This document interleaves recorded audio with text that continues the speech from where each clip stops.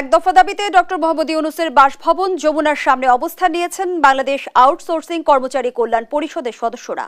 সেখানে আছেন সহকর্মী শাহাদাত নিশাদ। সরাসরি যুক্ত হচ্ছে তার সঙ্গে। নিশাদ, আন্দোলনকারীরা কি দাবি পেশ করতে সেখানে অবস্থান নিয়েছেন, বিস্তারিত জানান।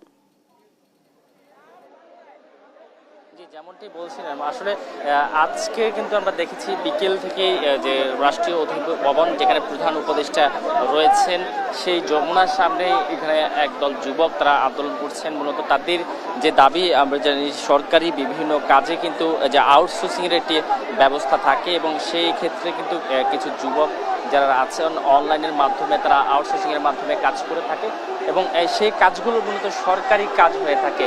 কিন্তু এইখানে যেটা দেখা যায় সেটি হচ্ছে আসলে তৃতীয় পক্ষ মাধ্যমে এই কাজগুলো তারা পেয়ে থাকে। এই ক্ষেত্রে তারা যে দাবিগুলো এখন এক দফা দাবি শুরু করেছে, সেই দাবিটা হচ্ছে তাদেরকে সরকারিকরণ করতে হবে এবং সরকারি যে সকল সুযোগ সুবিধা রয়েছে তাদেরকে সেই সুযোগ সুবিধার আওতায় আনতে হবে। অর্থাৎ আমরা যদি একটু জানিয়ে রাখি, সরকারি বিভিন্ন যে দপ্তরগুলো রয়েছে, ঢাকা ওয়াসা থেকে শুরু করে শিক্ষা ভবন, এলজিইডি, প্রত্যেকটা সেক্টরে যে অনলাইনে কাজগুলো আলাদাভাবে সেগুলো করানো হয়, অর্থাৎ বিভিন্ন টেন্ডারের মাধ্যমে অনলাইনের মাধ্যমে সেগুলো করানো হয়ে থাকে। সেই কাজগুলো যারা করে থাকে এরকম সারা বাংলাদেশে কয়েক লাখ যুবক রয়েছে এবং তাদের পক্ষ থেকেও বিভিন্ন জেলা থেকে আজকে প্রায় কয়েক হাজার যুবক এখানে উপস্থিত হয়েছেন। তো তাদের এই দাবির প্রেক্ষিতে তারা কিছুক্ষণ আগে যে কর্মসূচি ঘোষণা দিয়েছে, তাদের এক দফা দাবির প্রেক্ষিতে কিছুক্ষণ আগে প্রধান উপদেষ্টার যে ব্যক্তিগত সহকারী তিনি এসেছিলেন এবং তাদের যে স্মারকলিপি তারা ওনার হাতে স্মারকলিপি দিয়েছেন মাননীয় প্রধান উপদেষ্টা বরাবর, সেই স্মারকলিপিটা কিন্তু ওনার ব্যক্তিগত সহকারী গ্রহণ করেছেন এবং তাদেরকে আশ্বস্ত করেছেন বলেও তিনি জানিয়েছেন। এদিকে তাদের যে আন্দোলনের নেতৃত্ব দিচ্ছেন তাদের যে দাবি তারা জানিয়েছেন, তারা 48 ঘন্টার আলটিমেটাম দিয়েছে। 48 ঘন্টার মধ্যে তারা তাদের দাবিগুলো মেনে না নেওয়া হলে তারা আরও কঠোর কর্মসূচির দিকে যাবে বলে জানিয়েছেন এবং একই সাথে বর্তমানে তারা যমুনায় আছেন এবং কিছুক্ষণ পরেই তারা সেখান থেকে শাহবাগের দিকে যাবেন এবং তাদের যে দাবিগুলো সেই দাবিগুলো নিয়ে তারা সোচ্চারভাবে তাদের যে কর্মসূচি সেই কর্মসূচি পালন করবেন। আমরা একটু কয়েকজনের সাথে একটু কথা বলবো এবং জানতে চাইবো আসলে তাদের এই কর্মসূচি কতক্ষণ নাগাদ চলবে বা কয়দিন ধরে চলবে।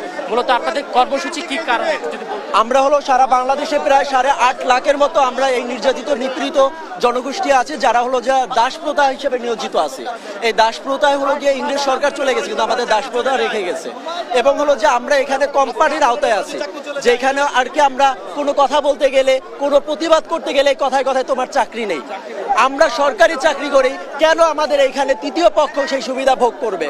আমাদের বেতন যেটা ধরা হয় তার একটা অংশ নিয়ে যায় তৃতীয় পক্ষ নামের এই কোম্পানি শোষকরা এবং আমরা হলো ঠিকমতো বেতন পাই না, বোনাস পাই না, আমাদের টোটালি কোনো বোনাস নেই। এই 8.5 লাখ ব্যক্তি আমরা হলো গিয়ে আমরা সরকারি চাকরি করার পরেও আমরা বোনাসের আওতায় নেই।